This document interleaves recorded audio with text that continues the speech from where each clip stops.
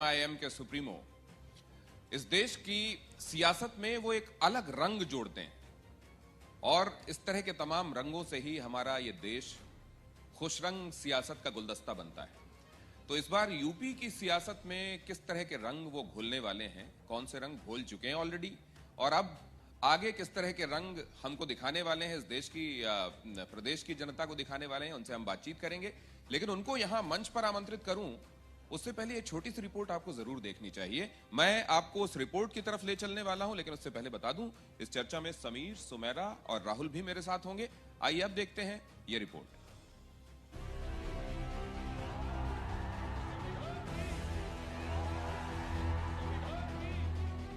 चार मीनार के शहर हैदराबाद से राजनीति की शुरुआत करने वाले असदुद्दीन ओवैसी अब उत्तर भारत में पार्टी का विस्तार कर रहे हैं।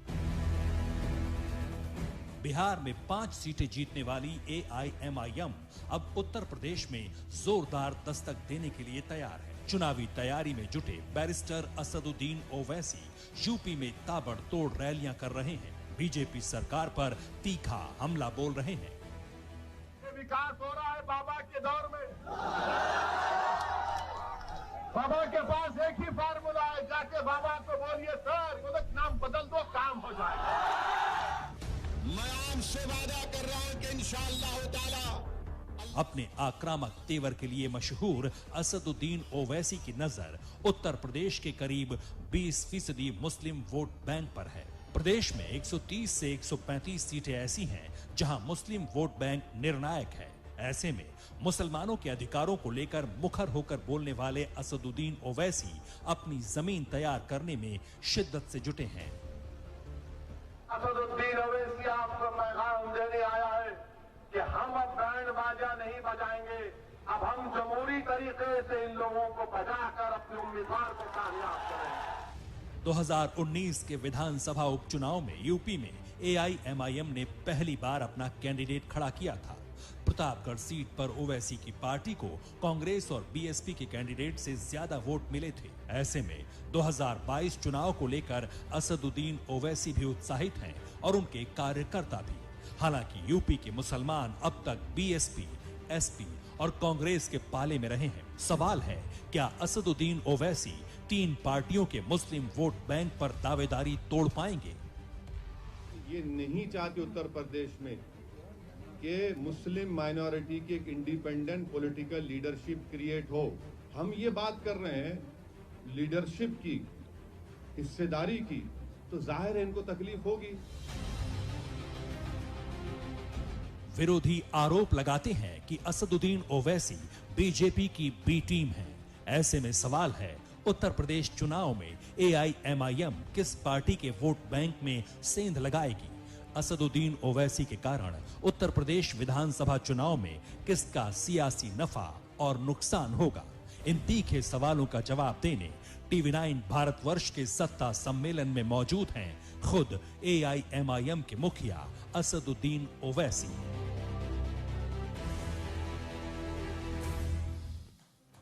तो असदुद्दीन ओवैसी साहब का तालियों के साथ स्वागत कीजिए और मैं मंच पर उनको आमंत्रित करता हूं। असद, बहुत स्वागत है आपका।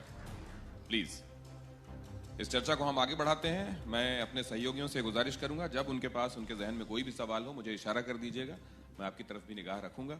और असद, सबसे पहले तो ये मैं रिपोर्ट देख रहा था, आपने कहा कि अब हम बैंड बाजा नहीं बनेंगे। इनकी मुराद इस बात से है कि बाकी पार्टियों ने मुसलमानों का इस्तेमाल इस तरीके से किया कि उनके वोट तो लिए, लेकिन सत्ता में हिस्सेदारी और उनका रिप्रेजेंटेशन जैसा होना चाहिए था वो हुआ नहीं, क्योंकि बैंड बाजा आया बारात के साथ, लेकिन पंडाल में बाहर जैसे बैंड बाजा को रोक दिया जाता है, अंदर बस दूल्हा जाता है, उस तरीके से। तो ये बैंड बाजा अब नहीं, तो बैंड अब बजाएंगे किसका आप? देखिए, बैंड बजाएंगे माने चुनाव में जब जाएंगे तो सबसे मुकाबला करना पड़ेगा। आप कोई अपोनेंट को पिक एंड चूज नहीं कर सकते। तो कोशिश ये होगी कि हमारे कैंडिडेट की, हमारे प्रत्याशी की कामयाबी हो। लेकिन ऐसा क्यों होता है कि हर जगह यह समझा जाता है कि अब बीजेपी का काम आसान करने के लिए पहुंच रहे हैं? नहीं, अब देखिए, हम काम आसान आज किए क्या? कल जो घटना हुई हमारे वजह से हुई क्या? इतने लोग मारे गए, 8 लोग। अब उसमें एक नाम कमी थी, हमारा नाम नहीं डाले उसमें। तो ऐसा हो तो हर जगह नाम डाल देंगे। तो सवाल यह है कि सेकुलर जो अपने आप को सेकुलर कहते हैं वो लोग बीजेपी को रोकने में सरासर नाकाम साबित हुए हैं। और मैं बार बार ये कह रहा हूं और आज फिर रिपीट कर रहा हूं कि जब उनको जनता वोट नहीं देती है और उनको हार मिलती है तो वो कभी हिम्मत से ये नहीं कहते कि हमको हिंदू वोट नहीं मिला इसीलिए हमको कामयाबी नहीं मिली।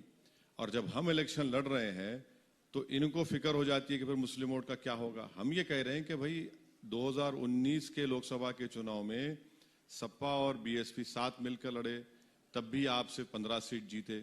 इसकी जिम्मेदारी किस पर डालेंगे? हम तो थे ही नहीं यहाँ पर। तो ये इनकी एक बुज़दिली है, ये गुरूर है इनका कि ये अपनी कमजोरियों को, अपनी गलतियों को दूर करना नहीं चाहते। इसीलिए समझते हैं कि मुस्लिम वोट चाहे उत्तर प्रदेश का बल्कि पूरे देश का हो, वो इनका कैदी है और वो कैप्टिव है और इसीलिए मनमानी करते रहते हैं। अब इसको आगे बढ़ाते हैं। सुमेरा, आमतौर पर ये कहा जाता है कि, और ये आरोप भी लगाया जाता है, बाकी दलों पर आप भी लगाते हैं और बाकी लोग भी लगाते हैं कि मुसलमानों के दिल में ये फीलिंग पैदा की जाती है कि वो असुरक्षित हैं या सुरक्षा की भावना को पैदा किया जाता है और फिर उसके आधार पर वोट हासिल करती हैं राजनीतिक पार्टियां डर पैदा करके। आप अभी तक उत्तर प्रदेश में जहां जहां गए हैं वहां आपने अपनी रैलियों में एक मुद्दे को बहुत जोर शोर से उठाया है और वो प्रमुख मुद्दा रहा है कि रिलीजियस स्ट्रक्चर्स को तोड़ा गया या उनका डिस्ट्रक्शन। ये मुद्दे आप बार बार उठाते हैं, तो मरहम लगाने का काम नहीं कर रहे हैं कि आप मरहम लगाने के बजाय जख्म को कुरेदने का काम कर रहे हैं और उसके जरिए वोट हासिल करना चाहते हैं? नहीं, सच्चाई को बयान करना तो जरूरी है। मरहम उसी वक्त भरेगा जब आप सच्चाई को बयान करेंगे। मरहम उसी वक्त खत्म होगा जब इंसाफ होगा। अब मिसाल के तौर पर लखनऊ से 31-40 किलोमीटर के फासले पर बाराबंकी है। वहाँ के एसडीएम ने, क्योंकि उनको रात में नींद नहीं आ रही थी, मस्जिद में अज़ां आ रही थी, तो बगैर किसी को इत्तला दिए, बगैर प्रोसेस को फॉलो कर उन्होंने मस्जिद को डिमोलिश ही कर दिया। जबकि इलाहाबाद हाई कोर्ट का जजमेंट है कि कोविड के सेकेंड वेव के दौरान कि किसी भी स्ट्रक्चर को हाथ नहीं लगाना चाहिए। अब हमने उसको उठाया तो हम पर केस बुक कर दिया 153A का, और खुद यूपी वक्फ बोर्ड उसमें पार्टी बनी है कि मस्जिद को इलीगल तरीके से डिमोलिश किया गया। तो ये तो फैक्ट है। अब आप देख लीजिए कि CAA के प्रोटेस्ट में 22 मुसलमानों को गोली मारकर यहाँ के उत्तर प्रदेश की पुलिस ने उनकी हत्या की। मैं नहीं कह रहा हूं, बल्कि जस्टिस सुदर्शन रेड्डी जो सुप्रीम कोर्ट के रिटायर्ड जज हैं, उन्होंने अपनी रिपोर्ट में कहा कि टारगेटेड किलिंग हुई और सीने पे गोली मारी गई। तो ये तो फैक्ट्स है, इसको फैक्ट्स कौन डिनाई कर सकता है? तो फैक्ट्स को तो बोलना पड़ेगा। अगर बाबरी मस्जिद का डेमोलिशन हुआ और किसी पर भी सजा नहीं होती तो फिर किसने तोड़ा? कोई आसमान से उड़कर आए या कोई चांद से या मार्स से उड़कर आए थे? और फिर ये सरकार उसके खिलाफ अपील भी दायर नहीं करती। तो ये फैक्ट्स है जिसका बोलना जरूरी है। क्लोजर उसी वक्त होगा जब आप इंसाफ करेंगे। अब 27% जेल में अंडर ट्रायल मुसलमान है, ये भी फैक्ट है। तो ये और सबसे ज्यादा इलिटरेसी अगर उत्तर प्रदेश में है तो मुसलमानों में है, सबसे ज्यादा महिलाओं में मुसलमानों में। तो ये तो फैक्ट्स है, इसको कौन डिनाई करेगा? ये तो इस पर बात होनी चाहिए। ओवैसी साहब, कुछ फैक्ट्स मैं भी देना चाहता हूँ। जी जरूर दीजिए सर, बहुत तो अच्छी आपने बात। बार बार ये कहा कि जो एनकाउंटर होते हैं वो टारगेट करके किए जाते हैं। बताते हैं कि 13 मार्च 2017 से 9 अगस्त 2020 तक का मैं आपको फैक्ट्स दे रहा हूँ। यूपी में 124 अपराधी मारे गए, 45 अल्पसंख्यक समुदाय से थे, 11 ब्राह्मण थे, 8 यादव थे, 58 ठाकुर थे, वैश्य और दूसरी जाति के। नहीं, मैं आपके फैक्ट्स को थोड़ी सी उसमें गलती है। मेरी आपसे गुजारिश है कि नेहा दीक्षित जो आप ही की फ्रेटर्निटी की एक बड़ी मायनाज जर्नलिस्ट है, उन्होंने नामों के साथ ये कहा कि 37% जो योगी आदित्यनाथ के सरकार में एनकाउंटर में जिसको मारा गया, जिसमें जेल में घुस के भी एक को मुकीम लाला को मारा गया, वो 37% में मुसलमान है। दूसरे लोग भी हैं, पुलिस भी मारी गई उसमें, मगर ज्यादा परसेंटेज जो है 37% मुसलमानों का है। और सर मैं तो 45% बता रहा हूँ, आप 37 बता रहे हैं, मैं 45 नहीं सर, मैं करेक्ट कर रहा हूँ, 37% है, ये फैक्ट है। हमारा बोलना यह है कि एक सरकार जब संविधान पर ओथ लेती है तो आप रूल ऑफ लॉ के तहत गवर्नेंस करते हैं, रूल बाय गन के तहत नहीं कर सकते आप। और वही नतीजा है कि ठोक दो की पॉलिसी का नतीजा हमने देख लिया लखीमपुर खीरी में, कि कल तक पुलिस ठोकती थी, अब बीजेपी के लोग ठोक रहे हैं। तो ये अगर आप ये माइंडसेट आपका होगा कि हम जो बोलेंगे असेंबली में खड़े होकर मुख्यमंत्री ने कहा कि ठोक देंगे। अरे क्यों ठोकेंगे भाई आप? तो फिर अदालत किस लिए है, कोर्ट किस लिए है, पुलिस किस लिए है? अगर आप खुद जज और जूरी बन जाएंगे तो फिर संविधान क्या करेंगे? संविधान को तो फिर आपको डस्टबिन में डालना पड़ेगा। तो ये तो हो रहा है ना। अब आप और एक फैक्ट सुन लीजिए, लखनऊ में एक अपर कास्ट के बच्चे को गोली मारी गई, सस्पेंड हो गए पूरे ऑफिसर। क्यों नहीं सस्पेंड हुए? कि आप बताइए कितने मुसलमानों को मारा गया? अगर आप फैक्ट्स 45% कितनों को सस्पेंड किया? आप एक को भी सस्पेंड नहीं किए। अच्छा, सोने पे सुहागा ये है कि एक गोरखपुर में गुप्ता साहब की हत्या होगी, पुलिस ने उनको मार दिया, मैंने भी उसे कंडेम किया। तो समाजवादी पार्टी के प्रेसिडेंट जाते हैं, उस परिवार से मिलकर 20 लाख रुपए उनको देते हैं। वही एक फैसल जो तरकारी बेचता है उन्नाव में, पुलिस उसको पकड़ती है, मारती है और मर जाता है। कोई नेता नहीं जाता कोई पार्टी का जाकर मिलने के लिए उनसे, फैसल से। ये भी फैक्ट है। तो हम यही बता रहे हैं ना कि डिस्क्रिमिनेशन इंस्टीट्यूशनलाइज हो चुका है। और अब तो क्रिमिनल्स में भी, अब तो एनकाउंटर में भी, अब तो कोई पुलिस से मरता है तो उसमें भी कम्युनलिज्म आ चुका है। तो ये फैक्ट्स है, ये भी तमाम चीजें आपके सामने रख रहा हूं। और मेरा मानना है कि किसी का भी एनकाउंटर नहीं होना चाहिए। एनकाउंटर अगर आप करेंगे तो इसका मतलब ये कि आपको अदालत पे भरोसा नहीं है, आपके पास केस नहीं है। आप केस चलाइए, उनको कन्विक्ट करिए, जेल में डालिए। लिख जाएंगे अगर आप गोली मारते रहेंगे तो फिर ये तो हर एक को इख्तियार देंगे। और हम देख लिए लखीमपुर खीरी में क्या हुआ। क्योंकि ये अगर आप बोलेंगे आपके पास ब्लैंक चेक है, जो चाहे कर लो प्यारे, हम तुम्हारे साथ है। तो यहाँ पे आपकी जो प्रेजेंस होने वाली है, वो प्रेजेंस आप खुद कैसे देख के चल रहे हैं? ये इस पूरे उत्तर प्रदेश के पॉलिटिकल इकोसिस्टम में आप कैसे मर्ज होकर आएंगे आफ्टर इलेक्शंस? मतलब मी टू हम भी थे चुनाव में इस तरह का, या आप कोई इम्पैक्ट क्रिएट करने वाले हैं इस बार? नहीं, कुछ इम्पैक्ट क्रिएट कर रहे हैं तो इसीलिए तो आप बुलाए ना। आपका शो दिन भर का एंड कर रहे हैं हम पर। आप अगर इम्पैक्ट नहीं करते तो आप सुबह बुलाकर हमको चाय पर रवाना कर देते। तो कुछ इम्पैक्ट है बोल के तो आप बुला रहे हैं ना। अच्छा, ये इम्पैक्ट, एक सवाल मैं जानना चाहता हूं कि ये इम्पैक्ट आप जब छोटी पार्टियों से बात कर रहे हैं, और वो जो अभी तक यहाँ आप कह रहे हैं कि माइनॉरिटी की सियासत कर रहे थे, उनके एक नेता कहते हैं कि मैं असदुद्दीन ओवैसी, ये नाम मैं पहली बार सुन रहा हूं। चलिए, सुन तो लिए, बहुत सुनना पड़ेगा, जिंदगी भर सुनना पड़ेगा। हम यहाँ पर सिर्फ चुनाव लड़ने के लिए नहीं आए, बल्कि जब तक जिंदा रहेंगे, आते रहेंगे, यूपी में, पूरे भारत में जाते रहेंगे। अच्छा है ना, सुनिए ना। तो इतनी तकलीफ क्यों होती है हमारा नाम सुनने के बाद? रात में नींद अच्छी आती है तो बोलिए अच्छी आती है, हमारा नाम लेने से बहुत अच्छी बात है। अच्छा, ओवैसी साहब, ये इसमें तो कोई शक ही नहीं है कि इस बार उत्तर प्रदेश के चुनावों में आपकी मौजूदगी ने इस मुकाबले को और ज्यादा दिलचस्प बना दिया है। मैं एक 2019 लोकसभा चुनाव का जो डेटा है वो ये कहता है कि यूपी में एसपी और बीएसपी को 74% मुस्लिम वोट मिले। अब आज की तारीख में जब विधानसभा चुनाव हो रहे हैं तो एसपी भी मौजूद है, बीएसपी भी मौजूद है, कांग्रेस भी मौजूद है, और ये तमाम वो पार्टियां जो मुस्लिम वोट बैंक पर अपना दावा करती हैं। आपको क्यों लगता है कि इन पार्टियों से वोट छिटक कर आपके पाले में आएगा? यूपी में आपके लिए स्कोप है, ये क्यों लगता है आपको? तो आपने कहा कि सपा और बीएसपी को 74% मुस्लिम वोट मिला ना, यही कहा ना आपने? जी। कितने जीते वो लोग? 15 जीते। बीजेपी को 73% हिंदू वोट मिला। जी हाँ, बिल्कुल सही। माने 15 इनके, एक सोनिया गांधी 16, माँ बाकी पूरा मोदी जीत गए। जीते ना? ये बात है ना। अब आपसे मैं पूछता हूं, इनको क्या गारंटी है कि हिंदू वोट जाएगा? इनको क्या गारंटी है इनको हिंदू वोट इनको जाएगा? मैं आपको कह रहा हूं कि मुझे गारंटी है कि इंशाअल्लाह ताला मुस्लिम वोट मुझे आएगा। इसलिए आएगा क्योंकि आज मुसलमान उत्तर प्रदेश का देख चुका है कि मेरे वोट की वैल्यू नहीं है। मैं तो इनको वोट डाल रहा हूं, मगर इनके पास इनका वोट ही नहीं है। इनके पास इनका जो सो कॉल्ड यादव बोलिए या फिर जो भी ओबीसी वोट बोलिए, जो भी हिंदू वोट नहीं है इनके पास। हम यही तो बता रहे हैं कि हर इलेक्शन में पूरे भारत के मुसलमानों का कहा जाता है कि भाइयों बहनों, ये आपकी जिंदगी मौत का मामला है, और उसके बाद आप रोज मरते रहिए। आज आपके वोट की वैल्यू नहीं है, इसलिए आपको अपनी लीडरशिप को पैदा करना है। जो समाजवादी हो या बीएसपी हो या कोई भी सेकुलर पार्टी हो, बिल्कुल बीजेपी तो टिकट भी नहीं देती। आप उत्तर प्रदेश की रियलिटी है कि हर समाज की एक लीडरशिप, एक इनकी पॉलिटिकल आइडेंटिटी है। अगर किसी समाज की ना पॉलिटिकल आइडेंटिटी है, ना उनकी वोट की वैल्यू है, ना उनकी कोई लीडरशिप कहीं पर नजर आती, तो मुसलमान है। यही तो हम कह रहे हैं कि आपकी बात बिल्कुल सही है।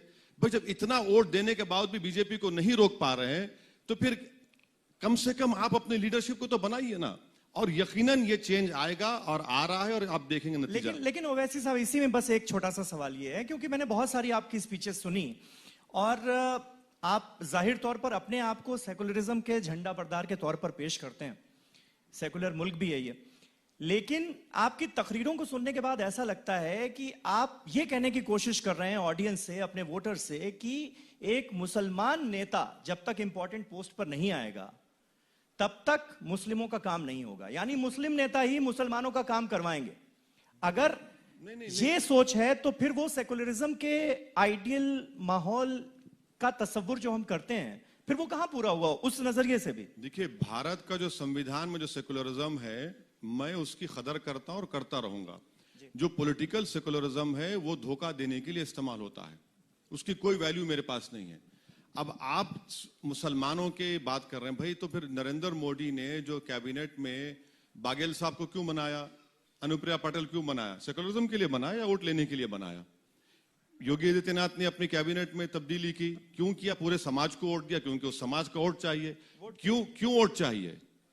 सत्ता करने के लिए ना। और वो समाज क्यों वोट देगा उनको? कि उनको लगता है कि भाई हमारा प्रॉब्लम होगा। आपने निषाद पार्टी को, उनके प्रेसिडेंट को आपने एमएलसी बना दिया, क्यों बनाया? आपको वोट चाहिए और आपकी लीडर, वो लोग क्या, हमारी लीडरशिप बन रही है। अब इस माहौल में हम मुसलमानों को ये बता रहे हैं कि भाई हर समाज अपने अपने समाज को मजबूत कर रहा है। जब मुसलमान अपना पॉलिटिकल एम्पावरमेंट की बात करता है तो समीर साहब पूछते सेकुलरिज्म का क्या होगा? कि सेकुलरिज्म का ठेकेदार मैं हूं, कि सेकुलरिज्म की गुलामी करना मेरी जिंदगी का मकसद बन चुका है, मैं नहीं करूंगा। मैं कोई सेकुलरिज्म का कूल ही नहीं हूं। मैं पॉलिटिकल सेकुलरिज्म को नहीं मानता। जो संविधान में सेकुलरिज्म लिखा है उसकी हम कदर करते हैं, वो सेकुलरिज्म उसका तो कोई सोचता ही नहीं है। जब मुस्लिम पॉलिटिकल एम्पावरमेंट की बात आती तो नहीं सेकुलरिज्म। अरे भाई कहां है सेकुलरिज्म, बताइए ना आप। एक लड़की को 10 साल की कानपुर में जो अपने बाप को बचाने की कोशिश कर रही है, उसको पुलिस की मौजूदगी में पीटा जाता है, कोई रोकता नहीं है। एक उत्तर प्रदेश का नौजवान मध्य प्रदेश को जाकर चूड़ियां बेचता है, उसको रोककर मारा जाता है। कौन सा सेकुलरिज्म की बात कर रहे हैं आप? फायरिंग होती है, पेट पे गोलियां मारी जाती हैं, कौन सा सेकुलरिज्म है बताइए आप? फैसल तरकारी बेचने वाला मर जाता है। अरे इतने मैं आपको इंडिकेटर्स दे रहा हूं ह्यूमन डेवलपमेंट के, जो लोएस्ट है उत्तर प्रदेश में मुसलमानों के, ये सेकुलरिज्म है, ये अपॉर्चुनिज्म है। और ये उसी वक्त उसमें चेंज आएगा जब मुसलमान अपनी लीडरशिप को बनाएंगे, आप अपना हिस्सा लेंगे। आपने बरसों उन तमाम पार्टीज को वोट दिया। अरे भाई यादव 10-11% है, मुख्यमंत्री बन जाता है, 19% कुछ नहीं कर पाएंगे। अच्छा, आप सवाल यह भी होता है कि भाई 60 मुसलमानों के एमएलए थे, क्या हुआ मुजफ्फरनगर में? हम यही तो कह रहे हैं कि जो बाबा साहब अम्बेडकर ने 70 साल पहले बात कही थी कि हाँ दलित एमपी भी जीत कर जाते हैं पार्लियामेंट में। आप ही तरह किसी सवाल किया था बाबा से, तो बाबा साहब ने कहा वो जाते हैं जीत कर, मगर मुंह कब खोलते हैं? जब उनको अंगड़ाई लेना है। हम यही कह रहे हैं कि भाई आप लड़िए ना, बोलते क्यों नहीं इन बातों को? अखिलेश यादव अगर फैसल के पास चले जाते तो क्या गलती हो जाती? डरते हैं जाने के लिए कि हिंदू वोट नहीं मिलेगा। मुसलमान वोट को टेक फॉर ग्रांटेड करते हैं कि कहां जाएगा, ये तो हमारे पैरों में पड़ा है। हम वही चेंज ला रहे हैं और वो चेंज होगा इंशाअल्लाह ताला। चेंज करते करते जब आपने ये एक्सपेरिमेंट किया, आपने एक्सपेरिमेंट पहले भी किया, पहले भी आप यहां पर चुनाव लड़े और ज्यादातर जमानत जब्त वाला मामला ही हुआ, तो इस बार सिनेरियो क्या चेंज होने वाला है? नहीं देखिए, पहला इलेक्शन जहां जहां हम लड़ते हैं हारते हैं, दूसरा इलेक्शन जीतते हैं। बिहार में हमने हारा, अब बिहार में हमारे 5 जीते। अब उत्तर प्रदेश में यकीनन हम पहली मर्तबा जब लड़े, हमारे में बहुत कमजोरियां थी, ऑर्गेनाइजेशन संगठन नहीं था, मगर 5 साल में मैं क्रेडिट दूंगा हमारी पूरी एमआईएम की टीम को, जो बड़ी मेहनत की, बड़ी जुस्तजू की। आज एक हमारा एक संगठन खड़ा हुआ है, हमारा ऑर्गेनाइजेशन कम से कम 50 से 55 डिस्ट्रिक्ट्स में है और लोगों में आज एमआईएम से एक पॉजिटिव रिस्पांस आ रहा है धरातल पर। तो हमको यकीन है कि अब के बार बहुत अच्छा परफॉर्मेंस होगा। बिहार में भी ऐसी था, पहली मर्तबा जब हम लड़े 6 सीट, 5 पे जमानत जब्त हुई, 5 साल बाद लड़े तो हम 5 जीत गए। वैसे साहब, पहली बार आप हार जाते हैं, आप कह रहे हैं, दूसरी बार आप जीतते हैं और जितना जीतते हैं उससे ज्यादा खेल बिगाड़ देते हैं, तो क्या ऐसा यूपी में भी होगा? ऐसा कहा जाता है। एक मिनट, अगर आप टीवी9 भारत शुरू करें, क्यों शुरू करें? खेल बिगाड़ने के लिए शुरू किए। आपको स्पेस है ना भाई। जब आप टीआरपी में टीआरपी तो खैर खत्म हो गया अभी, मगर आप नंबर 1 बनना चाहते हैं ना, तो आप नंबर 1, मैं भी नंबर 1 बनना चाहता हूं, मैं नंबर 10 नहीं रहना चाहता हूं। मैं ये रेस जीतना चाहता हूं। अब खेल बिगाड़ेंगे, खेल बिगाड़े भाई, खेल बिगाड़ना क्या है? मैं अपना हिस्सा चाहता हूं। आप अच्छा चलिए अलायंस करा दीजिए, आप हम करने तैयार हैं, सपा से बीएसपी से करा दीजिए अलायंस। अच्छा, जब आप ये कहते हैं कि हम तैयार हैं, तो क्यों सामने से लोग उतना वेलकमिंग नहीं है आपके लिए? क्यों? सब आप कहते हैं हम तैयार हैं, हम बात करने के लिए तैयार हैं, तो ये समाजवादी पार्टी या बाकी तमाम दल क्यों नहीं बात करते हैं? क्या वजह क्या है? अब उनको पूछिए आप। आपको क्या लगता है? नहीं, मुझे नहीं मालूम, मैं तो तैयार हूं। मैं तो कह रहा हूं कि अगर आपको बात करना है बात करिए, और उनको डर लगा रहता है। क्या डर लगा रहता है मुझे नहीं मालूम। हम तो ये कह रहे हैं कि इनको समझना चाहिए कि ये चुनाव में अगर आपकी टाई टाई हो गई तो याद रखिए फिर आप दूर दूर तक गुमनामी में चले जाएंगे। हम तो उनके अच्छे के लिए कह रहे हैं, आप समझ जाइए इन बातों को, क्योंकि हम तो यकीनन मैं कह रहा हूं कि अब की बार हम दरार डालेंगे, ब्रीच करेंगे पॉलिटिकल, ये जो इनका सो कॉल्ड वोट बैंक है, हम बराबर उसमें अपने कैंडिडेट्स को खड़ा करेंगे, अच्छे खासे वोट लेंगे, जीतेंगे भी। तो इनको सोचना चाहिए। अब खेल बिगाड़ रहे हैं, अरे खेल मैं कहां बिगाड़ रहा हूं? मैं तो पार्लियामेंट के चुनाव में नहीं था, आप मोदी को नहीं हरा पाए। अच्छा, आपके परिवार के 3 लोग हार गए, मैं नहीं था। पूरे पार्लियामेंट के भारत के चुनाव में सिर्फ 3 सीट पर हम लड़े, माँ बाप की सीट पर क्या हो गया? राहुल गांधी हारे तो मेरी वजह से हारे क्या? मतलब खेल बिगड़ जाए तो इससे कोई फर्क नहीं पड़ता, नहीं, वापस बीजेपी आ जाए तो कोई फर्क नहीं पड़ता। देखिए, जो 60-65 साल से मुसलमानों से जो खेल खेला जा रहा है, वो खेल तो खत्म होना चाहिए ना। मैं तो इनके पैर का फुटबॉल बना हुआ हूं कि आप मुझे इस्तेमाल करेंगे और हम पर खेल खेलेंगे, हमारे वोटों पर खेल खेलेंगे और अपनी राजनीति को चमकाएंगे। हम ये कह रहे हैं कि अब ये खेल आप हमसे नहीं खेलेंगे, हम भी बराबर के खिलाड़ी बनकर आपके साथ खेलेंगे। अब हम बैठकर आप कब तक हमारा खेल खेलेंगे? कब तक हमारे मुकद्दर के फैसले करेंगे? ओवैसी साहब, मैं फिर से चेंज पे जाना चाह रहा हूं जरा। जो आपने बार बार चेंज का, तो चेंज करते करते यूपी में आपने शहरों के नाम ही चेंज करने शुरू कर दिया। अयोध्या को फैजाबाद कर दिया, संभल को गाजियों का शहर कर दिया, ऐसा क्यों? नहीं, ऐसा हमने नहीं किया। ये देखिए, गाजी का मतलब क्या है? बहादुर आदमी। आप बहादुर हैं, मैं भी आपको गाजी कहूंगा। आप बहादुर आदमी हैं।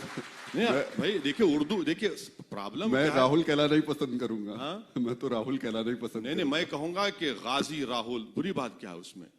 गाजी का मतलब बहादुर का है। बहादुरों का शहर संभल है ना, संभल बहादुरों का शहर है, उसमें बुरी बात क्या है?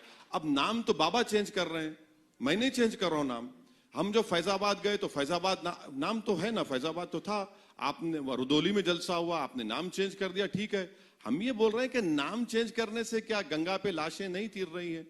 क्या नाम चेंज करने से किसी को ऑक्सीजन मिल गया क्या? नाम चेंज करने से 33 लाख उत्तर प्रदेश में अनएम्प्लॉयड नौजवान के नाम पोर्टल पे हैं। तो नाम बदलने से क्या हो रहा है? नाम से कुछ नहीं हो रहा है। एक बात मैं ये भी जानना चाहता हूं, अभी जब आप ये कह रहे थे कि मैं अपना हिस्सा चाहता हूं, मैं खेल बिगाड़ने के लिए यहां किसी का नहीं आया हूं, तो वो जो एक गाना है, मैं देर करता नहीं देर हो जाती है, तो आप असल में मदद करते नहीं, बीजेपी की मदद हो जाती है, ऐसा माना जाए क्या? नहीं, आप ये बताइए कि 540 लोकसभा की सीटें हैं, ये हमको ही निशाना क्यों बनाते? 3 सीट हम लड़े। अरे भाई, आप 535 पे आप क्या कर लिए? राहुल गांधी हमारी वजह से हारे।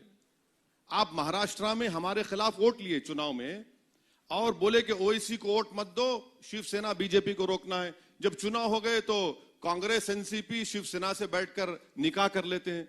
अब इसमें दूल्हा कौन है दुल्हन कौन है मत पूछिए हमसे। हाँ, हमको आप निशाना बनाते हैं।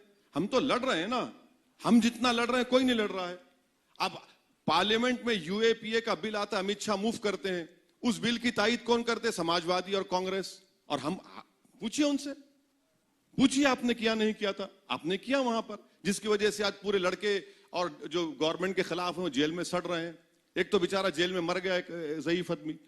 तो बीजेपी को फायदा मुझसे नहीं हो रहा है, बीजेपी को फायदा इसलिए हो रहा है क्योंकि इन सेकुलर पार्टीज का हिंदू वोट बीजेपी के पास जा चुका है। यह फैक्ट है जो आप लोग नहीं बोलना चाहते। जो सीएसडीएस का डेटा उन्होंने आधा चाप कर आधा बोल दिया। हम बता रहे हैं आपको, सीएसडीएस का डेटा कहता है कि 74%, देखिए उत्तर प्रदेश 74 हिंदू वोट मिला, और नरेंद्र मोदी को 2014 से 2019 आते आते तक 10% एक्स्ट्रा हिंदू वोट मिला। एनडीए को मिला जी 51% हो गया। कौन जिम्मेदार है इसका?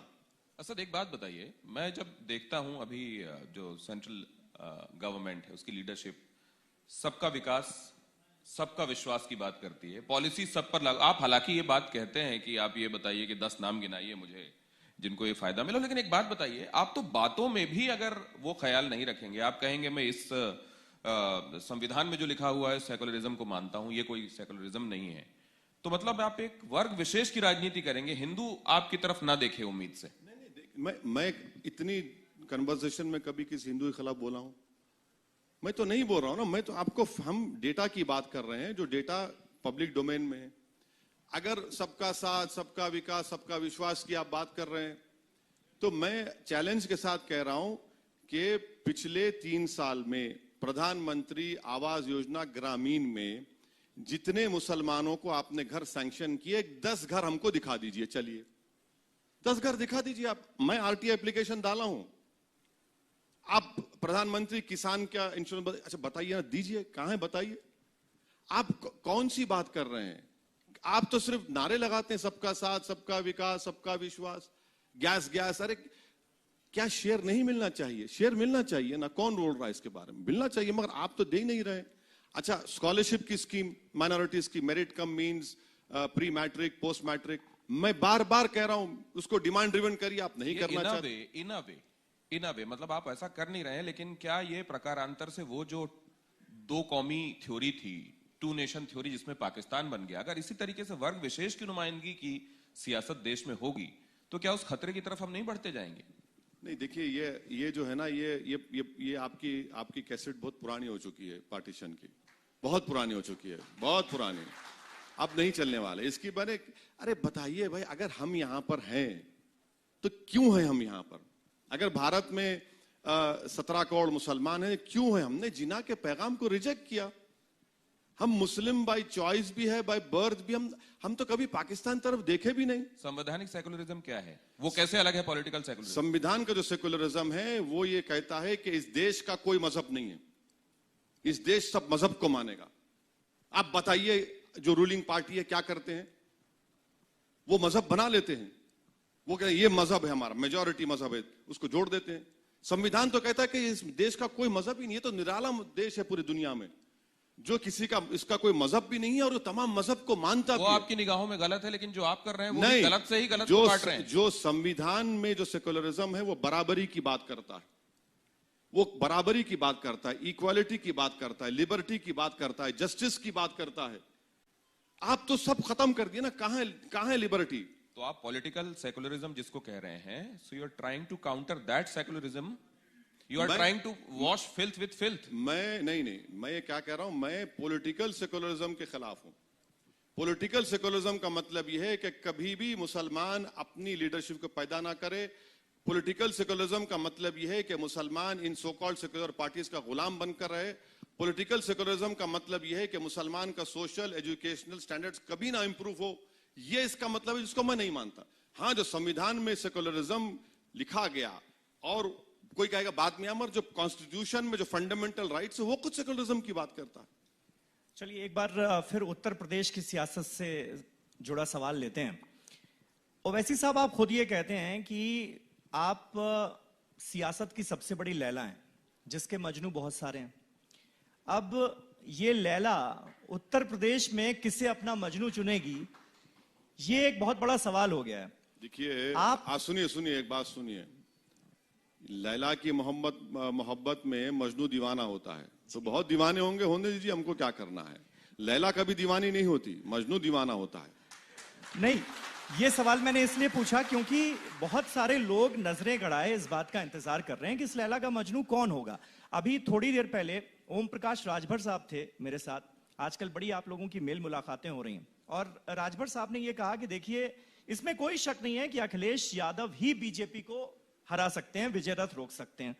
तो हम तो ओवैसी साहब, चंद्रशेखर आजाद रावण, हम सब मिलके उनके हाथ मजबूत कर सकते हैं। उन्होंने अपना भी नजरिया साफ किया और आपका भी नजरिया साफ किया। तो क्या इसकी गुंजाइश बन रही है क्या आने वाले वक्त? नहीं, मैडम ने पूछा तो मैंने कहा ना, हम तैयार हैं बात करने के लिए। हरा सकते हैं, हराएंगे नहीं। हरा सकते हैं जब आप सबको साथ लेंगे। अगर आप बोलेंगे एकला चलो, तो फिर वही 19 का मामला हो जाएगा और कम हो जाएगा। बल्कि फिर 24 आते आते फिर क्या, हरा सकते हैं। अगर आपको हराना चाहते हैं तो आइए बात करिए। राजभर साहब की बात बिल्कुल सही है, उनको बात करनी चाहिए। तो बीजेपी को हराने के लिए आप सभी को एक अखिलेश यादव का अम्ब्रेला जो है वो सबसे उपयुक्त नहीं, हम किसी का अम्ब्रेला की जरूरत नहीं है। हम ये बोल रहे हैं कि हम सब अगर एक जगह जमा होंगे तभी तो आप बीजेपी से मुकाबला कर पाएंगे। ओवैसी साहब, अभी आपने ही बताया कि समाजवादी पार्टी में कितने विधायक थे जो मुसलमान थे। बहुजन समाज पार्टी में बहुत से विधायक थे, बहुत लोगों को टिकट दिया गया और वो चुनकर भी आए। उन्होंने अगर मुस्लिम समाज के लिए कुछ नहीं किया तो वो जो नेता चुनकर आए उन्होंने वो काम नहीं किया, उनकी लीडरशिप में कमी थी। लेकिन जो ये पार्टियां हैं, बहुजन समाज पार्टी या समाजवादी पार्टी, जिनके सेक्युलरिज्म को आप कटघरे में खड़ा करते हैं, वो तो रिप्रेजेंटेशन लगातार दे रहे हैं। अगर जिनको नेताओं को चुना उन्होंने नहीं अच्छा काम किया मुसलमान तबके के लिए, तो कमी उनमें है। देखिए, मैं आपसे रिक्वेस्ट करूंगा, मैं फिर से कह रहा हूं, आखिरी मर्तबा बीएसपी और एसपी ने लफ्ज मुसलमान अपने मंच से कब कहा था, देख लीजिए। आप पूछ लीजिए। पार्लियामेंट में अगर तकरीर होती है तो ये सब बैठकर हमारी तकरीर को सुनते हैं, स्पीच को। हम बोलते हैं बोलिए ना, आप बोले नहीं, पार्टी इजाजत नहीं देगी हमको। हम यही कह रहे हैं कि इश्यूज पे जो कंसर्न इश्यूज है उस पर बात होनी चाहिए, जो नहीं हो रही है। ये लोग इजाजत भी नहीं देते, कहीं नहीं देते इजाजत। अब कहां देते बोलने की इजाजत आप? ओवैसी साहब, एक सवाल मैं जरूर पूछना चाह रहा था आपसे। आपको प्यार करने वाले बहुत सारे लोग हैं, आपने कहा, लेकिन यूपी में आके आपका पहला प्यार अतीक अहमद क्यों बन गए? वो अतीक अहमद जिन पर कई क्रिमिनल केसेस। हाँ बिल्कुल है, साध्वी प्रज्ञा पर भी कई केसेस हैं, और बीजेपी में ऐसे जो विधायक हैं उसमें करीब 37% पर क्रिमिनल केसेस हैं। बाबा योगी आदित्यनाथ खुद अपने खिलाफ केस को विड्रॉ कर लिए, और 77 क्रिमिनल केसेस जो मुजफ्फरनगर कांड के थे जिसमें बीजेपी के एमएलएज और लीडर्स थे उन पर विड्रॉ कर लिए। तो ऐसा है ना कि जो बीजेपी और दूसरी पार्टी का होता है वो लोकप्रिय हो जाता है, और अतीक अहमद हो, मुख्तार हो या शहाब हो, ये पूरे के पूरे बाहुबली हो जाते हैं। तो इसमें भी कम्युनलिज्म आ चुका है, इसमें भी कम्युनलिज्म आ चुका है। लेकिन ये अगर इस तरह से होने लगेगा, सुमेरा, मैं एक बात जानना चाहता हूं। महात्मा गांधी ने यही कहा था कि अगर आंख के बदले आंख होने लगेगी तो पूरी दुनिया अंधी हो जाएगी। तो अगर मान लीजिए कहीं ये हो रहा है तो आप उससे डिफरेंट कुछ नहीं करना चाहते। आपने कहा कि वहां पॉलिटिकल सेकुलरिज्म के नाम पर जो हो रहा है, फिर मैं क्यों पीछे रहूं। आपने कहा वहां पे इन लोगों पे केसेस हैं, मैं किसी को ले रहा हूं तो आप उसको गलत बता रहे हैं। मतलब असद कुछ अलग, कुछ अच्छा नहीं करेंगे। नहीं, महात्मा गांधी के बहुत हमारे फादर ऑफ द नेशन जरूर है, मगर कोई जरूरी नहीं है कि हर बात को मैं कबूल करूं महात्मा गांधी की। अगर महात्मा गांधी बोलेंगे, अगर आप बोलेंगे भाई एक गाल पे मारे दूसरे गाल पे मारो, मैं इजाजत नहीं दूंगा उसकी। गांधी है, इज्जत करता हूं, पर मेरा मानना है कि गांधी से बड़ा इस देश में नेता कोई था तो अंबेडकर था। हर एतबार से गांधी अपनी जगह पर है, मैं उसको उनकी बेइज्जती नहीं कर रहा हूं। यकीनन हमारे मुल्क के फादर ऑफ द नेशन है, बाबा कौम जो उर्दू है, मगर लॉ तो इजाजत दे रहा है ना इलेक्शन लड़ने की। ये जो आपकी अदा है, मैं इस पे भी थोड़ा ध्यान खींचना चाहता हूं सभी लोगों का, कि जब कभी अकबरुद्दीन ने जो कहा था उसकी तरफ ध्यान खींचा जाता है तो कह दिया जाता है कि देखिए वो कोर्ट में है, मैं उस पर बात नहीं करूंगा। लेकिन सुप्रीम कोर्ट ने जिस पर फैसला दे दिया, उस मस्जिद के बारे में हर जगह जिक्र असद जरूर करते हैं, और उसके बारे में कहते हैं देखिए ये तो नाइंसाफी थी और ये गलत हुआ है, वो है, थी और रहेगी। ये दो तरह की बातें क्यों असद? नहीं सर, आपने जस्टिस जेएस वर्मा का नाम सुना होगा, चीफ जस्टिस थे। उन्होंने कहा कि supreme court is supreme but not infallible. Supreme court के फैसले के मानते हम, मगर अगर उसको मैं इज्जत से डिसएग्री कर रहा हूं तो कौन सा कंटेम कर रहा हूं मैं? कंटेम तो हरगिज नहीं कर रहा हूं मैं। मेरा इख्तियार है, मेरा फ्रीडम है। मैं सुप्रीम कोर्ट की इज्जत करता था, हूं और रहूंगा, मगर डिसएग्री करना भी मेरा एक राइट है। अगर बाबरी मस्जिद के क्रिमिनल केस में किसी पर कन्विक्शन नहीं होता तो मेरा हक है पूछना कि फिर किसने किया, फिर ये कैसा जजमेंट ऐसा आ गया? और फिर सुप्रीम कोर्ट ने यह कहा कि 6 दिसंबर का तोड़ना एग्रीगियस था, गलत था, और फिर सुप्रीम कोर्ट ने कह दिया कि एक ट्रैवलर्स लॉ के ऊपर आपने जजमेंट दे दिया। तो मेरा राइट है, यकीनन वो फाइनल कोर्ट है, उसमें कौन डिनाई कर रहा है, मैं बिल्कुल उसको मानता हूं। मगर एक बात देखिए, स्पीच की आप बात करें, आपने देखा कि यूनियन होम मिनिस्टर जो लखीमपुर खीरी के 2 दिन पहले क्या कहा था, 2 मिनट में ठीक कर देंगे। देख लिया आपने, 8 लोग मर गए। अब चलाइए, बोलिए आप क्या बोलेंगे उसके बारे में। हरियाणा के सीएम कहते हैं उठाओ लट, 1.5 महीने में नेता बन जाओगे। अरे ये वायलेंस कर रहे हैं ना ये लोग, ये बोलते हैं यूनियन मिनिस्टर और उसके बाद वायलेंस होता है 30 घंटे के अंदर। इसका जिम्मेदार कौन है? 8 लोग मर गए लखीमपुर में, 4 किसान मर गए, दूसरे बेचारा एक रिपोर्टर मर गया, आपका जर्नलिस्ट एक मर गया। क्यों मरा? बोल उन्हें स्पीच दिया, स्पीच देकर कहा कि 2 मिनट उन्होंने ठीक कर देंगे। क्या ठीक किया आपने, बताइए ना। रूलिंग पार्टी रह के आप ठीक करेंगे? आप देश के होम मिनिस्टर हैं, आपके हाथ में देश की व्यवस्था को, अमन को बरकरार रखना, और आप खुद ही इस तरह की अनाप शनाप, इस तरह की गंदी जबान इस्तेमाल करते हैं, और पूरा वायलेंस इरप्ट हो चुका है, खून बह रहा है पूरे यूपी में।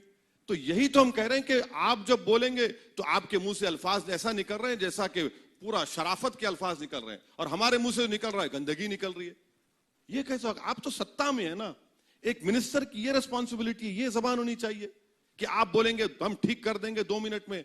देखिए क्या हुआ, देख रहे हैं ना।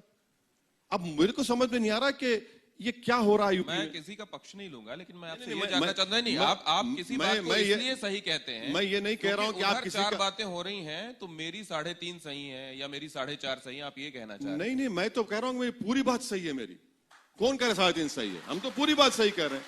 बताइए हम जितनी बात कहें झूठ कहें क्या? अगर झूठ है तो चला दीजिए, दोबारा हम कल सुबह आ जाएंगे। आप इसको कंपैरिजन में ही रखना चाहते हैं कि उनका देख लीजिए उन्होंने क्या कहा था और मैंने क्या नहीं, बिल्कुल। वहां क्या कह रहा कॉन्स्टिट्यूशन और हमने क्या कहा। देखिए, जब आप साध्वी प्रज्ञा को टिकट दे सकते हैं, जब आपके पास 37% एमएलए के ऊपर क्रिमिनल केसेस है, आपके उनको टिकट दे सकते हैं। एक सवाल जरूर मेरे को बार बार प्रॉम्प्ट किया जा रहा है, तो मैं आपसे जानना चाहता हूं। जरूर पूछिए कि बाद के सिनेरियो में या उसके पहले, मान लीजिए आपका कोई गठबंधन बन जाता है ऐसा, और उसमें अखिलेश का चेहरा सामने लेकर चलते हैं लोग, या बाद के सिनेरियो में आपको लगता है कि हम सब कोई साथ में मिलकर कोई ऐसी स्थिति बना सकते हैं जिसमें गवर्नमेंट बन सकती है, तो आप साथ में आ जाएंगे? अरे बाद की बात क्यों करते हैं, अभी करिए ना। हम तो अब करने की बात कर रहे हैं। राजभर साहब ने कहा अब करिए, शिवपाल साहब के पास हम जाकर बैठे, चंद्रशेखर भी थे, हम बोले अब करिए ना, करने को अब तैयार नहीं है आप। बाद में कुछ मामला बिगड़ गया तो वो पोजीशन भी नहीं रहेगी ना। जब नहीं तो अगर उनकी तरफ से ये कहा जाता है कि देखिए 38 सीटों पे लड़े थे, 37 पे जमानत, जब तब 100 पे कह रहे हैं, अब हम हमारे साथ आएंगे तो फिर हमारी टर्म्स पर कुछ बात करनी पड़ेगी इनको। देखिए, चलिए आप बात करवा दीजिए, इसी बात पर चलिए। नहीं तो उनको क्या बोलूं मैं कि कितनी सीटों पे बोलें? नहीं, मैं उनको क्या बोलूं कितनी सीटों पे रजामंद हो रहे हैं? वो सुन रहे होंगे टीवी 9 भारतवर्ष। नहीं, हमारी हर बात सुनते हैं, हर बात सुनते हैं, बगैर सुने नींद नहीं आती इनको। और उनको बता दीजिए कि इतनी सीटों पे अगर आप आ जाते हैं तो। अरे भाई, हम तो कह रहे हैं कि आप राजभर साहब से बात करिए, शिवपाल साहब से बात कर लीजिए। आप करिए ना बात, क्यों नहीं करते बात? हमसे बात नहीं कर रहे, मत करिए, इन दोनों से करिए, बात करके बताइए। तो एक बात वो सुन ही रहे होंगे तो ये बता दीजिए कि अखिलेश को सीएम मानेंगे ना आप? हाँ, अखिलेश को सीएम मानेंगे ना? देखिए, ऐसा है ना कि जब आप शादी करते हैं तो तभी तो बच्चा पैदा होता है। अब शादी से पहले आप बोलेंगे बच्चे का नाम रखो, तो मैं कैसे रखूंगा नाम? ये भी असद की एक अदा जो अभी आपने देखा है, वो लैला मजनू। अभी इन्होंने एक बयान दिया, उसका भी बड़ा बवाल है कि कहा कि एक बिस्तर में 2 पार्टियां होती।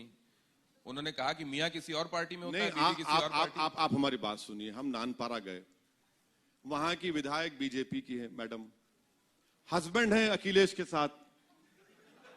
अरे क्या हो रहा है भाई? अरे ये तो माने क्रिकेट के ऊपर बैट लगाने वाले भी सर पकड़ रहे हैं कि भैया ये क्या हो रहा है। मैडम यहां पर बाबा की पार्टी में, और हस्बैंड पति जो है वो अखिलेश के पास है। इस पर कोई बात नहीं करता, बोलना हमको। लेकिन असद ये तो हमारे घरों तक में ऐसा हुआ है कि मैंने किसी और को वोट दिया है, किसी और ने किसी और को वोट दिया। यही तो हम बता रहे हैं ना कि जब हम इलेक्शन लड़ रहे हैं तो आपको तकलीफ क्यों हो रही है? हमारी पत्नी तो हमारे साथ ही है ना। हमको घर जाना है, अभी सुनने के बाद वो भी पूछेंगे सुबह में क्यों बोले, मगर हमारे साथ है ना। ये कौन सी बात है? ये क्या हो रहा है बताइए? लेकिन ओवैसी साहब, फिर पॉलिटिकल डिस्कोर्स जो है वो किस लेवल पर जाएगा? शिवसेना के मुखपत्र सामना में छपता है कि बीजेपी के अंतर्वस्त्र हैं ओवैसी साहब, अंतर्वस्त्र के तौर पर काम कर रहे हैं, फिर तो उसको भी जस्टिफाई करना पड़ेगा। समीर साहब सुनिए, अगर इस लेवल पर समीर साहब, मैं समझ गया सवाल आपका। समीर साहब ये बताइए, एक महाराष्ट्र का चीफ मिनिस्टर असेंबली में खड़े होकर कहता है कि हमको फख्र है कि हमने बाबरी मस्जिद को शहीद किया। शर्म आनी चाहिए इन कांग्रेसियों को। बैठे रहे, मुंह नहीं खोल सके। एनसीपी के लोग गूंगे बनकर बैठे रहे। चीफ मिनिस्टर कह रहा है कि शिवसेना को फख्र है कि हमने बाबरी मस्जिद शहीद किया, और आप सत्ता के लिए अपनी जबान को काट लेते हैं। आप नरेंद्र मोदी को प्रधानमंत्री बनाए। हिंदू हृदय सम्राट का नारा किसने दिया? यही सामना ने दिया। आप हमको उंगली उठा रहे हैं। आप बीजेपी के साथ, बरसों से बीजेपी के साथ, और आपको अचानक याद आ रहा है असदुद्दीन ओवैसी। कभी लाके बिठाइए ना सामने वालों को, हमारे सामने बिठाइए, नहीं बैठ सकेंगे हमारे सामने, इतने हम दलील दे देंगे, पूरे भाग जाएंगे। अच्छा, औरंगाबाद की पार्लियामेंट सीट समीर साहब, इम्तियाज जलील आपके फेटर्निटी के थे, 20 साल का जर्नलिस्ट, शिवसेना के 21 साल के एमपी को हमने हराया, 21 ईयर्स में कांग्रेस नहीं हरा सकी उसको, एनसीपी हमने हराया उनको। बताइए उनको उसकी तकलीफ है कि उनका प्यारा हार गया हमारे सामने, इम्तियाज के सामने, तो इसलिए लिखे जाते हैं। मगर कल के दिन मौका पड़ेगा फिर चले जाएंगे नरेंद्र मोदी के पास, जाएंगे देखना शिवसेना वाले। ओवैसी साहब, जैसे आप ये कहते हैं कि मुसलमानों को मुसलमान लीडर चाहिए, उनको अपनी क़यादत चुननी चाहिए और उनको अपना रिप्रेजेंटेशन चुनना चाहिए, क्या उसी सोच के तहत आप ये कहते हैं कि हस्बैंड और वाइफ अलग अलग पॉलिटिकल सोच नहीं रख सकते और अलग अलग पॉलिटिकल पार्टी में नहीं रह सकते, एक ही पॉलिटिकल पार्टी एक परिवार में होनी चाहिए? बिल्कुल नहीं है, नहीं, मैं तो कह रहा हूं कि बिल्कुल हर एक को इंडिविजुअल राइट है, मगर जब आप हम पर उंगली उठाते हैं तो मेरा काम यह है कि मैं इनको अपोज कर रहा हूं। अगर आप मेरी क्रेडिबिलिटी और इंटेग्रिटी की बात कर रहे हैं तो हम पूछ रहे हैं कि भाई बीजेपी की ये क्या क्रेडिबिलिटी है कि नरेंद्र मोदी के साथ एक उनका विधायक है और उनके पति जो है सपा में चले जाते हैं, तो घर में अगर एक नहीं है तो फिर आप बाहर क्या सेवा करेंगे? हम तो ये एक्सपोज कर रहे हैं लोगों को, आपका इख्तियार है, मगर मुझे भी इख्तियार है कि इनकी हिपोक्रेसी को एक्सपोज करने का। ओवैसी साहब, मैं फिर से एक बार यूपी पे आना चाहूंगा और मेरा सवाल आपसे ये है कि असदुद्दीन ओवैसी के मुद्दे क्या होंगे इस बार यूपी के चुनाव में? योगी सरकार का काम या फिर लव जिहाद और धर्मांतरण? अरे ये तो योगी से पूछिए आप, इनको बताना पड़ेगा, ठोक दो, नाम तब्दील कर दो, ये तो इनकी पॉलिसी रही ना। ये तो कभी 4.5 साल में कोई कंस्ट्रक्टिव काम उन्होंने किया तो बता दीजिए। हर चीज को आप कम्युनलिज्म से लाके जोड़ देते हैं, हर चीज से आप पॉपुलेशन का लॉ कमीशन से रिकमेंड करवा दिए, आप नाम को चेंज करा रहे हैं। हमारा बोलना यह है कि उत्तर प्रदेश में जिस तरह का डेवलपमेंट होना चाहिए था वो बिल्कुल नहीं हुआ। उत्तर प्रदेश की तारीख में 300 आपके एमएलए जीत कर आए, आप तो बहुत कुछ कर सकते थे यहां पर, मगर हर एतबार से आप देखिए, भारत में 9 लाख अगर मैल नरिश चिल्ड्रन है तो 4 लाख उत्तर प्रदेश में है। 50 साहब, लेकिन आप जो बात कर रहे हैं, जब आप मंच पर होते हैं भाषण पे तो आपके बयान दूसरे होते हैं, तब आपके बयान ये बात होते हैं कि अगर कोई आईएएस अफसर पकड़ा गया तो आप उसको कहते हैं कि देखिए सर, मेरी आपसे गुजारिश ये है कि आप लोग अपनी टीआरपी के लिए जूसी मटेरियल को निकालकर चलाते हैं, आप इसको बोलते ही नहीं, मैं सब बोलता हूं। ये आप देखिए मेरी स्पीच में सब चीजें हैं उसमें।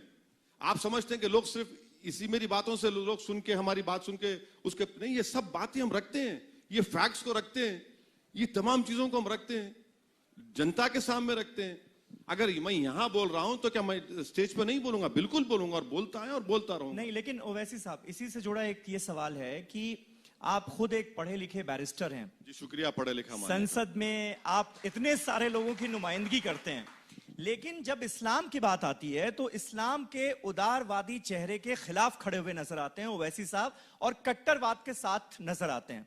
धर्मांतरण का जिक्र हो या फिर तालिबान का समर्थन करने वाले कुछ लोगों की सोच हो, ये जो कट्टरवादी सोच है, इसको बढ़ावा देना, इस कट्टरवाद को बढ़ावा देना, क्या आपकी सियासत को सूट करता है क्या? मेरी जो शेरवानी है ये कोई मजहब की निशानी है? अब बताइए, इसको तो पंडित नेहरू ही पहने, हर प्रेसिडेंट पहनता है, मेरे कपड़ों से क्या आपको नजर आ रहा है? अच्छा, दूसरी बात, और आपका सवाल क्या था कि ये कट्टरवाद, तालिबान का मैं कहां सपोर्ट किया? ये तो भारत के एम्बेसडर ने अब खतर में तालिबान को बुलाकर कबाब खिलाया, बिरयानी खिलाया, मैं तो नहीं खिलाया। आप सरकार कर रहे, मैं आज भी कह रहा हूं कि मोदी सरकार बताएं तालिबान के बारे में क्या पोजीशन है। क्या वो टेररिस्ट है तो यूएपीए में डालिए, चलिए डालिए, यूएपीए में नहीं डालते आप, आपके पास है ही नहीं। अच्छा, मैं कौन से कट्टरपंथ की बात कर रहा हूं? मैं तो देखिए, मैं ये नहीं कह रहा हूं कि मैं इस्लाम को गालिब कर दूंगा हिंदुस्तान में, मैं ये कह रहा हूं कि भारत में जो संविधान में हर एक को जो हुकूक दिए गए उस हुकूक को मिलना चाहिए, मैं तो उसकी बात कर रहा हूं। मैं तो ये कह रहा हूं कि इस देश का कोई मजहब नहीं है, ये देश सब मजहब को मानता है, मैं कहां कट्टरपंथी की बात कर रहा हूं? तो फिर अगर धर्मांतरण के केसेस तमाम खुल रहे हैं, कई ऐसे मौलाना मौलवी जो हैं उनके खिलाफ केसेस चल रहे हैं, तो जांच हो जाने दीजिए, पता चल जाने जाएगा। सुनिए, एक आईएएस ऑफिसर 6 साल पुराना वीडियो खुद सरकार निकाल कर देती है, कौन सा धर्मांतरण हुआ उसमें बताइए? कौन सा धर्मांतरण हुआ है? अगर कुरान की एक आयत को पढ़ के सुना रहे हैं और कह रहे हैं कि भैया चलो, क्या प्रोपोगेशन अलाउड नहीं है? प्रोपोगेशन अलाउड है, मगर अगर दौलत से डर सी बुनियाद पर सुप्रीम कोर्ट का जजमेंट गलत है, मगर आप खुद अपने आईएएस ऑफिसर निकाल रहे हैं। अच्छा, जिन लोगों को पकड़ा जा रहा है, जैसा जबरदस्ती किसी का धर्मांतरण हुआ है, वो कंप्लेनेंट है ही नहीं उसमें।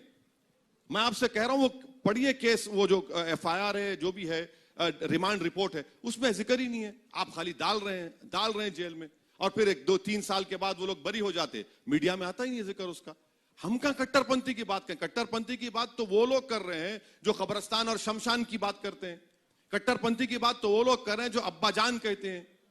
कट्टरपंथी की बात तो वो कर रहे हैं, हम कहां कर रहे हैं? हम तो बोल रहे हैं कि संविधान में जो हमको हक दिया गया है, दो आप हमको। आप बीजेपी करती है, आरएसएस करती है, ये सब कर रहे हैं। ओवैसी साहब, लेकिन आप जो बात अभी कर रहे हैं यूपी को लेकर के, हैदराबाद में पिछले कुछ दिनों से, खासतौर से पिछले 2-3 महीने से पुलिस के पास लगातार केसेस आए हैं। वहां एक अपने आप एक आर्मी बन गई है, और वो 2 मजहब के लड़के लड़की अलग अलग अगर घूमते हैं तो उनको सड़कों पर पकड़ते हैं, उनके साथ मारपीट शुरू करते हैं।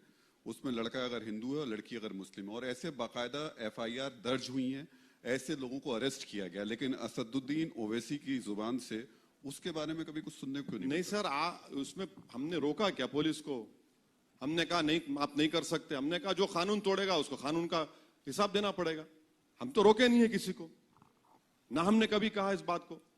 बिल्कुल आप पूछ लीजिए वहां के पुलिस वालों से कि हमने कभी किसी को फोन किया या किसी को, जो कानून तोड़ेगा उसका जवाब देना पड़ेगा उसको। यही बात तो यूपी में भी लागू होती है। अगर कोई कानून तोड़ रहा है, पुलिस अरे उसके खिलाफ कार्रवाई कर रही है। अरे तो आप कहेंगे लखीमपुर खीरी में कानून तोड़ा इसलिए 8 को उड़ा दिए हैं? मैं तो अरे ये कहां है? अरे सुनिए, अब सुनिए, आपने 4 को उड़ा दिया, यूनियन होम मिनिस्टर का गाड़ी घुस जाती है मजमे में, कानून तोड़े थे क्या किसान? वो आप उड़ा देते हैं सबको, 4 के 4 को, फिर 4 और मर जाते हैं। ये कैसा होगा? कानून को देखिए, कानून सब पे इस्तेमाल होना चाहिए, सिलेक्टिव इस्तेमाल नहीं होना चाहिए। क्या यूनियन मिनिस्टर के बेटे के ऊपर यूएपीए लगेगा? नहीं लगेगा। क्या एनएसए लगेगा? नहीं लगेगा। क्या सेडेशन लगेगा? नहीं लगेगा। किस पर लगेगा? किसी और पर लगेगा। यही तो हम कह रहे हैं कि सिलेक्टिव आप इस्तेमाल करते हैं कानून को। कानून तो सबके लिए इस्तेमाल होना चाहिए, जो गलती करा उसका कानून, मगर यहां पर तो अलग इस्तेमाल हो रहा, सिलेक्टिव उसका इस्तेमाल होता है, किसी को क्रश करने के लिए, किसी को दबाने के लिए। मुख्तार अंसारी और अतीक अहमद जैसे लोगों पे इस्तेमाल हो रहा है। आप मान रहे हैं कि वो निर्दोष है, राजनीतिक तौर पे फंसाया जा रहा है? ये मुख्तार हो, अतीक साहब हो, ये कोर्ट तय करेगा। मगर आप बताइए, आजम खान, उन पे बकरी चोरी का इल्जाम। आजम खान इतना गरीब है कि बकरी चोरी करेगा आजम खान? ये क्या बात है बताइए आप? अरे भाई, जो आदमी जिंदगी गुजार दिया उत्तर प्रदेश की राजनीति में, उस पर बकरी चोरी का इल्जाम? क्या पैगाम दे रहे हैं बताइए आप? कल होगा कि पिक पॉकेट भी करते थे, वो भी डाल दो, फिर अब वही बाकी है। तो इस सेलेक्टिव इस्तेमाल जो कानून का हो रहा है, उसका हम अपोज करते हैं। एक बात आप समझ, ओवैसी साहब, आप क्योंकि बार बार ये बात कहते हैं कि मुसलमानों को अपना लीडरशिप चुननी चाहिए और इस वजह से आप मैदान में हैं, तो अभी तक जो हमने देखा है, जिस तरह से वोट पड़ते हैं, उसके मुताबिक अगर एक तरफ मुसलमान किसी एक सीट पर, जो मुस्लिम बाहुल सीट है, उस पर किसी एक कैंडिडेट की तरफ जाता है, तो फिर रिवर्स पोलराइजेशन भी होता है। तो सीट कैसे जीतेंगे आप? सीट जीतेंगे किस गणित के हिसाब से? सिर्फ मुसलमान अगर वोट करेगा? मैडम, रिवर्स पोलराइजेशन तो हो चुका है ना। नरेंद्र मोदी को अगर उत्तर प्रदेश में 74% हिंदू वोट मिलता है, तो बचा क्या इन लोगों के लिए? वो तो सबको खींच लिए हैं। रिवर्स पोलराइजेशन तो पूरा हो चुका है ना। कि देखिए, भारत के पार्लियामेंट में सिर्फ अब 23 एमपी जीत कर आते हैं, और वो 23 में से सिर्फ 2 आप कह सकते हैं कि ऐसे कॉन्स्टिट्यूंसी से आते हैं जहां पर मुसलमान 10% वोटर लिस्ट में। फिर पोलराइजेशन तो हो चुका है। बीजेपी किसी को टिकट नहीं देती, बीजेपी के पास कोई लोकसभा का नहीं है। अच्छा, समाजवादी के पास 5 जीते, 3 मुसलमान है। अब तो कौन से कहां पोलराइजेशन नहीं हो रहा? असद, जो ये आपकी 100 सीटें हैं, इनमें कितनी टिकट हिंदुओं को मिलेंगी? बहुत ज्यादा मिलेंगे इंशाल्लाह। कोई नंबर बताइए ना, 100 का नंबर है, उसमें कितने मिलेंगे? नहीं, ये पार्टी की स्ट्रेटेजी और पॉलिसी तो हम बैठ के तय करेंगे ना, जो आपको बताएंगे। अभी से क्यों बताएंगे? तो इसी वजह से तो मैं ये जानना चाह रही थी, 18 से 20% अगर वोटर है मुसलमान, तो उसके आधार पर आप सीट कैसे जीतेंगे? नहीं, हमारे किसके साथ मिलकर जीतेंगे? हमारे साथ ओम प्रकाश राजभर साहब हैं और कई दूसरे पार्टीज हैं। शिवपाल साहब से भी हम बातचीत कर रहे हैं, चंद्रशेखर साहब से भी हमारी बातचीत हो रही है। एक फॉर्मेडेबल अलायंस बनेगा, मुझे यकीन है, और इंशाअल्लाह ताला एक ताकतवर अलायंस बनेगा। अच्छी वोट मिलेंगे हम लोगों को, कैंडिडेट जीतेंगे। कांग्रेस साथ होगी? कहाँ है कांग्रेस सर? क्यों ऐसा मजाक करते हैं आप? आपको भी रात के 9:30 बजे मजाक करने का सूझिए, आपको कहाँ है? अच्छा, आप ओवैसी साहब जिस अलायंस का आप जिक्र कर रहे हैं, तसव्वुर कीजिए कि बहुमत मिल जाता है इस अलायंस को, तो आप सभी लोगों को अखिलेश यादव के नेतृत्व में सरकार बनाना ये मंजूर होगा? अखिलेश यादव को मुख्यमंत्री बनाएंगे आप लोग, सब लोग मिलकर? मैं तो ये कह रहा हूं ना कि आप अभी बात करिए।